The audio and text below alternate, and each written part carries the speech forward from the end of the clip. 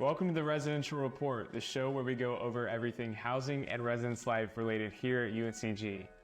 I'm your host, Sam, and this week is Move-In Week. Welcome, Spartans, and here's the upcoming reminders for the week. Move-In Week is one of the most important weeks for housing and residence life. As a student, you have several things that you need to complete. One of the most important things you need to do to set boundaries and have less conflict during the year is meet with your roommates and fill out a roommate agreement. You need to fill out your room condition report to make sure you don't get charged for any pre-existing damages. You need to attend your RA floor meetings. Check your emails for more information from your RA. Over the summer, students have been slowly moving in during Stop, Drop, and Roll. Here's Isaac to share his firsthand experience. Hey, I'm Isaac Stewart, and I'm a third year here at UNCG. Did Stop, Drop, and Roll. I did pretty early. If I remember correctly, it was on the 30th of July.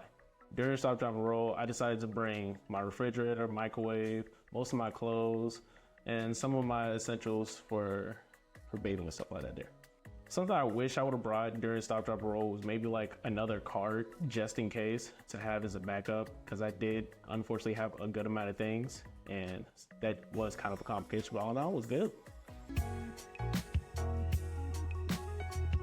Move-In Week is a very stressful week for a lot of students on campus, but luckily we have a lot of events here to help you de-stress.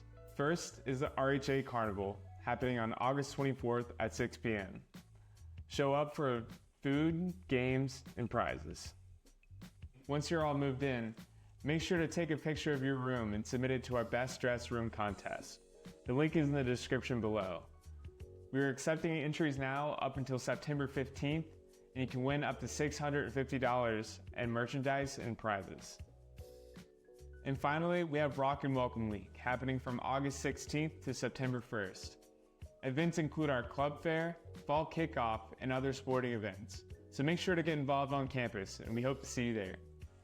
And next, for my personal favorite segment, That One Guy with Guy Sanders.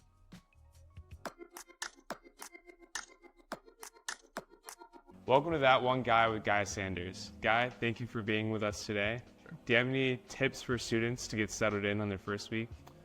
Yeah, I think there's a number of things that students can do to, sort of make the first week go well, which then will make the rest of the semester go well. I think first, if you haven't already done so, is walk your class schedule. And not just the first day, but the second day, the third day, whatever. So to find out how long it's going to take to get to each space to make sure you know exactly where you're supposed to be.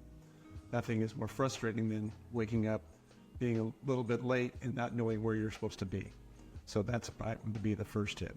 Second is probably try to make a schedule of right off the bat of when you're going to do sort of basic activities. When are you going to have your meals? When are you going to mark out study time? When are you going to mark out time to have fun or exercise, things like that.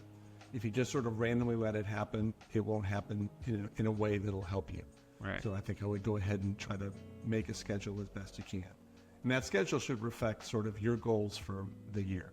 If your goals are basically to have a good time, you'll have a great time, but you may not do so well in the classroom, and it may not meet your other goals. So if your goals are to do well in school, then you've got to make sure that your schedule reflects that. And that means also taking care of yourself.